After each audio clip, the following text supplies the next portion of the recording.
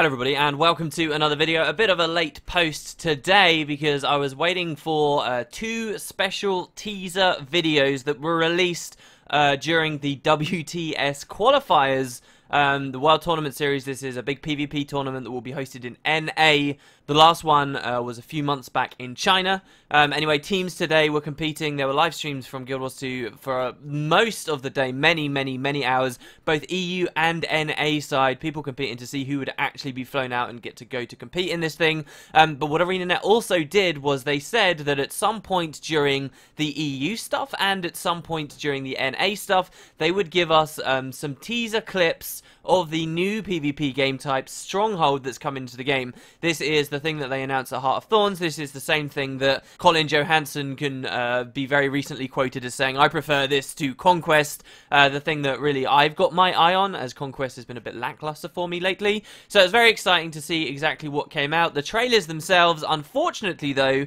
in my opinion, did not turn out to be worth the wait. I did capture them on the stream. You'll be seeing them repeated probably way too many times on the footage in the background here. But yeah, so this is what it is. It almost just looks like B-roll footage that could have made it into the official Heart of Thorns announcement and never did in the end. I find some of the skills and things that they're using there. You can see an ice bow being used on a gate, for example. You can see a Guardian using Book and using Book 5, the Tome of Wrath, which is just a hilarious idea. I remember when I participated in an ArenaNet versus the players kind of like live stream a while ago, and I ended up actually getting killed by a dev who was using the book on like a glass guardian. Just the weirdest stuff, and I love that they have the enthusiasm to try out odd builds. Maybe what they're trying to do a little though, I guess, is demonstrate that, hey, this new game type could open up the possibility for a lot of existing things to become viable, just because the nature of the game itself will flow differently. Some other interesting things that you can see some script in a row. We already heard that there was going to be some kind of a creep-like mechanic, but I don't want to do a full video on Stronghold for today. I want to wait for a bit more information to come out. Next week, they say they're going to be showing us an awful lot more about it, and then we'll kind of have a big feature production, say, hey, what is Stronghold, how does it work, and dive into it from there. But anyway, some new footage came out. I'd like to share it with you guys. There is some other news too. I wanted to touch up on yesterday's video. Now, personally, I feel like I did a pretty good job of catching a lot of small things in that trailer, but there were a couple of other significant things too that I think definitely are worth going over. Number one is Pop the Revenant. So, do you guys remember I mentioned that there was this player who appeared like hostile and then disappeared? Well, actually, and I can't believe I never noticed this, while they were participating in the Outpost events, Pop reappeared to help the devs complete this event. And it turns out that Pop was indeed a Revenant. The funny thing about this as well is you can take one of two camps. You can either take the camp of, oh, hey, they wanted to tease this and show this off for those who were really astute and paid a lot of attention. Or you can read into Ruby's facial expressions during those earlier areas of the live stream and how freaked out and stressed she seems to be when this guy appears on the screen, and how she seems to look down and type something away very quickly. And finally, when he disappears from the camera, she seems an awful lot more calm once again. So, of course, what we all really want is to see the Revenant for ourselves and witness these skills being used and look at their trait pages and stuff. But actually, I think this is a really fun way for whoever Pop is to have given us a tiny little taste of the Revenant. In particular, we can see a few of their attack animations. There was a big thread on Reddit about it, but yeah, it's pretty cool. There's definitely some kind of an ability where you turn into mist and you leap at the target and then you slash like loads of times. I was talking to Matt yesterday about how he thought that looked super OP, but I mean, I don't know, how harmful really can a few evade frames be? It all depends on cooldowns and so forth. But anyway, yeah, there was Revenant footage in yesterday's trailer. I was very excited to go back and see that. Also, I speculated just for a few moments on the idea that you could look at the brush strokes on the map that they showed and perhaps even position where they were in the world. Well, that's exactly what that shaman apparently did very quickly. I'll show you an image he threw up, and he seems to think that the new map is positioned very close to both Drytop and the Silver Wastes. an interesting position here. I wonder then how we'll actually connect onto it. I think we've got 2, even 3 perhaps, really good sites for pushing deeper into the Maguma jungle from both of these maps. One is the Vine Wrath in the Silver Wastes, and in Drytop we have the area filled with thorns that is currently like sealed off quite high up in the last area they added to Drytop, and then also very low down in Drytop there is also that closed door where you find a bunch of the Inquest and Scrit hanging around. So either of those locations could eventually take us into the map from the south, and I only hope one thing, that ArenaNet don't forget to add multiple portals and multiple links to these places. You know, with both the Silver Waste and with Drytop, we really just have one entrance there, when there could quite easily be some kind of connection between both Drytop and the Silver Waste, right? Like, what would the harm be there? And actually, one thing I do find is maybe not a coincidence. If you think about the entrance as being in Drytop, what do we have? We have a description of the new maps in Heart of Thorns having a lot of verticality to them and 3 specific biomes. And we have 2 potential areas in Drytop that could become portals to the new map. One of them is on the ground floor and one of them is much higher up. And so this could mean, you know, when the expansion finally drops, we go into Drytop, we push through, and depending on the portal we go through, takes you into the map at the same general area, but one of us is very, very high up, while the other players are very, very low down, and they're kind of direct entrances to the different biomes. That would be really exciting to me, and if that ends up happening, it kind of means, you know, even with the design of Drytop way back then, they knew they wanted this verticality and stuff in the game. They knew they already had these plans going on with Heart of Thorns, and they had set that up a long while ago. Also, of the positioning, this is all assuming that Shaman is completely correct here, it would very much seem that this map could be a full-sized map. You know, the maps we've had, Drytop, Silver Wastes, South Sun not so much, I suppose, but they've all been small but content dense, particularly the first of those 2 have been very content dense. They're still talking about how they want very content dense stuff in the expansion, and I would love to see some new maps back to regular size. You know, imagine another Kaladin Forest sized map, but also with that same density. That's kind of the dream, right? And it looks like maybe this could span the height of at least both. Of course, there's so much speculation we can do about this. What about that bridge the bandits are building still in Brisbane Wildlands? Is that going to become a thing too? I hope so, eventually. So, the other thing that I missed from yesterday's video, which is a bit of a crying shame, really, since I did catch the name of one of the new enemies, is what appears to be a rework to the Defiance system. This is very exciting to me, because Defiant, as we all know, in Guild Wars 2 is kind of rubbish. Whenever you're in a big Zerg and a big boss appears, it's basically like, oh, CC is totally useless. CC has no place in Guild Wars 2 whatsoever when it comes to PvE, and that has always sucked.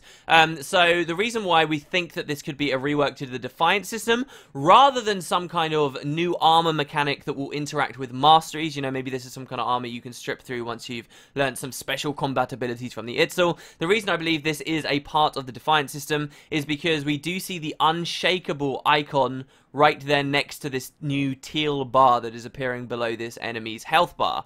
So unshakable, for those who can't really remember, unshakable is basically if the enemy has the unshakable buff on them, when they next get CC'd, they will get Defiant applied to them, and Defiant will protect them from CCs until all the stacks of Defiant are drained, and they will get more stacks of Defiant depending on how many players are around them. And I suppose also there may be some event mechanics, and you know, if it's specifically supposed to be a really dangerous boss, it may even scale even further.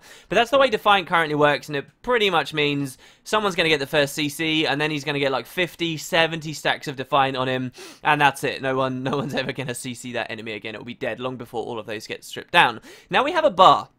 And we've only seen the bar, we haven't seen the bar move or anything like that. I think it's reasonable to speculate, though, that one of the core ideas behind Defiant that never ended up being realized was that you could, and you do see this a little in dungeons at the very least, where Defiant stacks remain quite low, is players basically have to, as a group, burst CC something, and then they will actually be able to interrupt whatever specific ability it is that they're looking for. So this stops enemies being able to completely knock, lock, and shut enemies down in huge environments. But if you want to interrupt something really key, the idea is, like, as long as every player uses a CC, then you can get the interrupt through and you'll be fine. And in dungeons this works very well because enemies pretty much get 5 stacks of Defiant. That's not a coincidence, you get 5 players. So 5 people, or if everyone on average uses 1 CC, then you can burst burst it down, get the interrupt through, and it is a viable thing. It is something you see happen, especially at the higher end of things.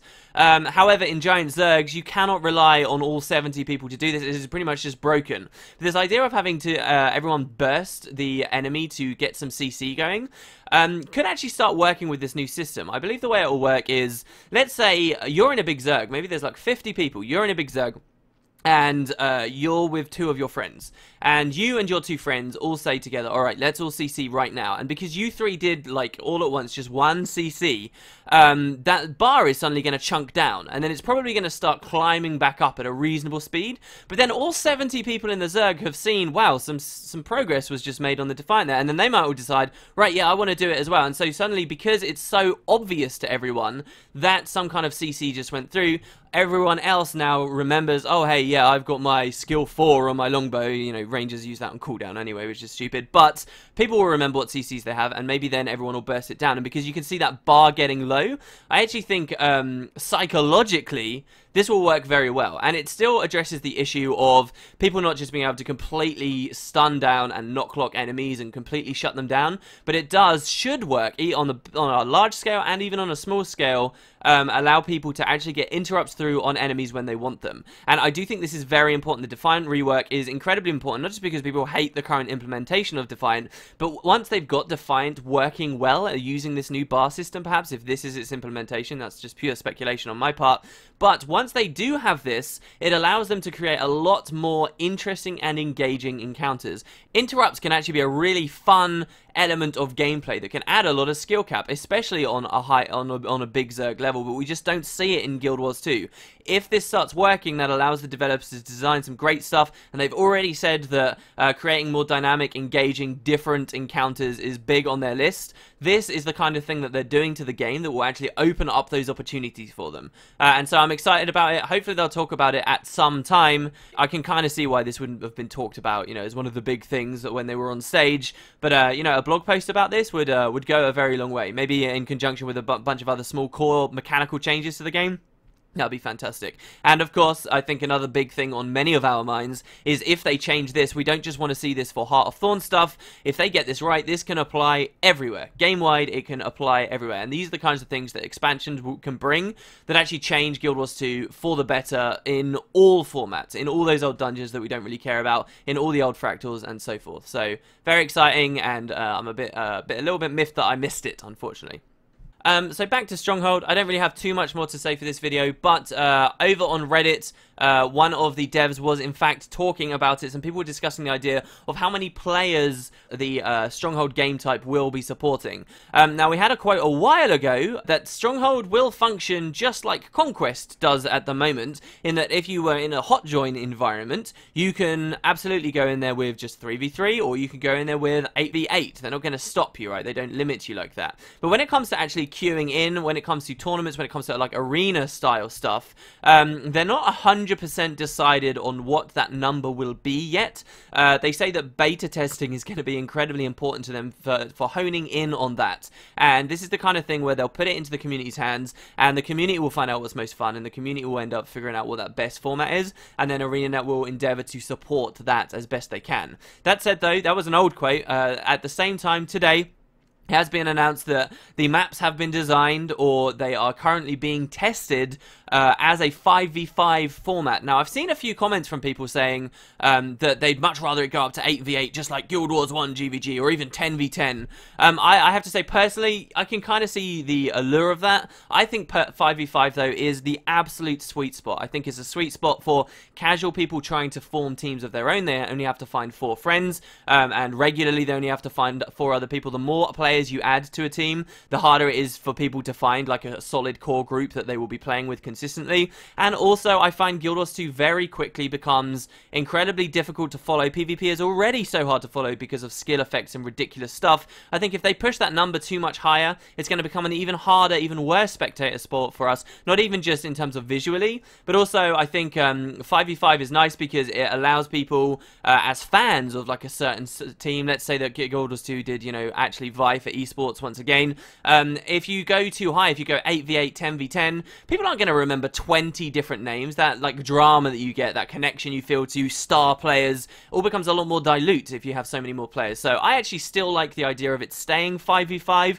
I am happy with the quote where they say, look, this is basically what we're testing it for right now. But in the end, you know, if 6v6 allows for way more interesting strategies, all kinds of different splits and tactics, and we see rock, paper, scissor comps and things come in, then you know, we should go for that, absolutely. But I would be cautious, I would say, certainly. For me, I'm always cautious. Pushing much further than that 5v5, it worries me a little bit. And a lot of the logic I use for that there, I also apply to kind of the hardcore PvE scene too. A lot of people want raids, like, oh, I want a 20-man raid, even a 10-man raid, I'm scared of. I'm like, Jesus, yes, it can encourage good splitting and interesting content, but man, I don't want to feel like I'm running around in an open world Zerg, but instead we're in an instance. That would be the worst thing in the world. I want to feel my own contribution, and it's sort of already on the edge for that, in my opinion, even in dungeons, where we're in 5v5 right now. But so yeah. Last little thing, a bit of a PSA for you guys. Don't mess around in-game right now in Kessex Hills or anywhere Scarlet's hallucinations will attack you. Apparently these things are bugged right now and they are not downscaling, so you'll be running around at level 20, a hallucination will pop out and it will hit you for like 30k and you'll be instantly dead. So, brilliant stuff there. We see those bugs all the time with this game. God knows when it will be fixed. Maybe on Tuesday when there will be an update. Which I can't really talk about just yet, but yeah, there you go, guys. Kind of just filling you in on the gaps today. Not too much news, but I hope you enjoyed the video. Tomorrow we'll probably have some Q&A or something. I think finally we'll have a bit of a respite from all this news, and we'll see how things continue from there. Not too long to wait until the next POI, really, if you think about it. Anyway, thanks, guys. Have a great day. I will see you next time.